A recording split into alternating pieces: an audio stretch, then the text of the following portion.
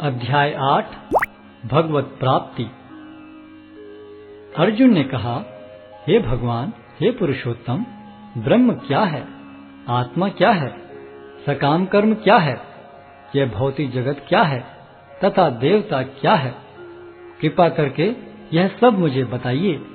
हे मधुसूदन, यज्ञ का स्वामी कौन है और वह शरीर में कैसे रहता है, और मृत्यु के समय भक्ति में लगे रहने वाले आपको कैसे जान पाते हैं? भगवान ने कहा, अविनाशी और दिव्य जीव ब्रह्म कहलाता है और उसका नित्य स्वभाव अध्यात्म या आत्म कहलाता है। जीवों के भौतिक शरीर से संबंधित गतिविधि कर्म या सकाम कर्म कहलाती है। हे देहधारियों में श्रेष्ठ, निरंतर परिवर्तनशील यह भौतिक प्रकृति अधिभूत कहलाती है। भगवान का विराट रूप, जिसमें सूर्य तथा चंद्र जैसे समस्त देवता सम्मिलित हैं, अधिदैव कहलाता है तथा प्रत्येक देहधारी के हृदय में परमात्मा स्वरूप स्थित मैं परमेश्वर अधियज्ञ कहलाता है। और जीवन के अंत में जो केवल मेरा स्मरण करते हुए शरीर का त्याग करता है, वह तुरंत मेरे स्वभाव को प्राप्त करता है। इसमें रंच मात्र भी संदेह नहीं है। हे कुंती पुत्र, शरीर त्यागते समय मनुष्य जिस जिस भाव का स्मरण करता है, वह उस भाव को निश्चित रूप से प्राप्त होता है। अतएव हे अर्जुन, तुम्हें सदैव कृष्ण रूप में मेरा चिंतन करना चाहिए और साथ ही युद्ध करने के कर्तव्य को भी पूरा करना चाहिए। अपने कर्मों को मुझे समर्पित करके तथा अपने मन एवं बुद्धि को मुझ में स्थिर करके तुम निश्चित रूप से मुझे प्राप्त कर सकोगे। हे पार्थ, जो व्यक्ति मेरा स्मरण करने में अपना मन निरंतर लगाए रखकर अविचलित भाव से भगवान के रूप में मेरा ध्यान करता है, वह मुझको अवश्य ही प्राप्त होता है। मनुष्य को चाहिए कि परम पुरुष का ध्यान सर्वज्ञ, पुरातन, नियंता, लघुतम से भी लघुतर, प्रत्येक का पालन करता, समस्त भौतिक बुद्धि से परे, अचिंत्य तथा नित्य पुरुष के रूप में करे। वे सूर्य की भांति तेजवान हैं और इस भौतिक प्रकृति से परे दिव्य रूप हैं।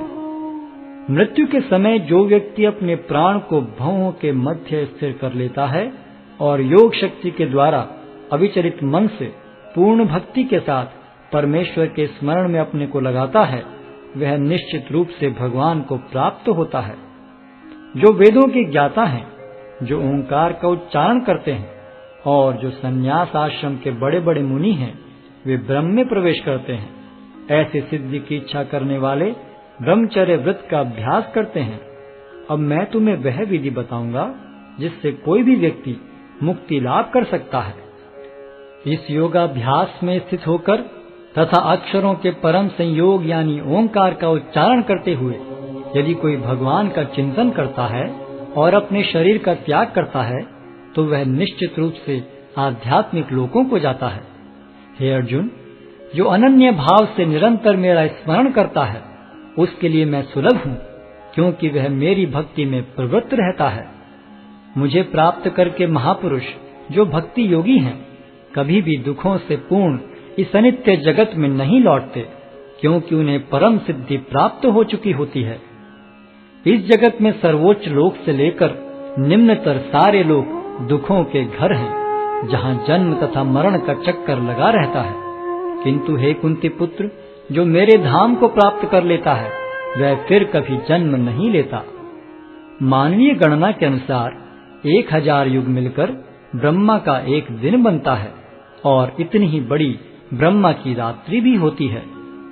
ब्रह्मा के दिन के शुभारंभ में सारे जीव अव्यक्त अवस्था से व्यक्त होते हैं और फिर जब रात्रि आती है तो वे पुनः अव्यक्त में विलीन हो जाते हैं। जब जब ब्रह्मा का दिन आता है तो सारे जीव प्रकट होते हैं और ब्रह्मा की रात्रि होते ही असहायवत विलीन हो जाते हैं।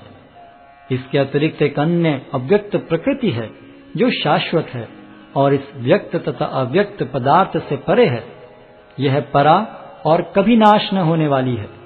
जब इस संसार का सब कुछ लय हो जाता है, तब भी उसका नाश नहीं होता। जिसे वेदांती अप्रकट तथा अविनाशी बताते हैं, जो परम गंतव्य है, जिसे प्राप्त कर लेने पर कोई वापस नहीं आता वही मेरा परम धाम है। भगवान जो सबसे महान है, अनन्य भक्ति द्वारा ही प्राप्त किए जा सकते हैं। यद्यपि वे अपने धाम में विराजमान रहते हैं, तो भी वे सर्वव्यापी हैं और उनमें सब कुछ स्थित है। हे भरत श्रेष्ठ, अब मैं तुम्हें उन विभिन्न कालों को बताऊंगा जिनमें इस संसार से प्रयाण करने के बाद योगी पुनः आता है अथवा नहीं आता। जो पर ब्रह्म के ज्ञाता हैं, वे अग्निदेव के प्रभाव में, प्रकाश में, दिन के शुभ क्षण में, शुक्ल पक्ष में या जब सूर्य उत्तरायण में रहता है, उन 6 मासों में इस संसार से शरीर त्याग करने पर उस पर ब्रह्म को प्राप्त करते हैं। जो योगी धुएं, रात्रि, कृष्ण पक्ष में या सूर्य के दक्षिणायन रहने के 6 महीनों में दिवंगत होता है, वह चंद्रलोक को जाता है, किंतु वहां से पुनः चला आता है। वैदिक मतानुसार इस संसार से प्रयाण करने के 2 मार्ग हैं, एक प्रकाश का तथा दूसरा अंधकार का। जब मनुष्य प्रकाश के मार्ग से जाता है तो वह वापस नहीं आता, किंतु अंधकार के मार्ग से जाने वाला पुनः लौट कर आता है। हे अर्जुन, यद्यपि भक्तगण इन दोनों मार्गों को जानते हैं, किंतु वे मोहग्रस्त नहीं होते, अतः तुम भक्ति में सदैव स्थिर रहो। जो व्यक्ति भक्ति मार्ग स्वीकार करता है, वह वेदाध्ययन, तपस्या, दान, दार्शनिक तथा सकाम कर्म करने से प्राप्त होने वाले फलों से वंचित नहीं होता। वह मात्र भक्ति संपन्न करके इन समस्त फलों की प्राप्ति करता है और अंत में परम नित्य धाम को प्राप्त होता है।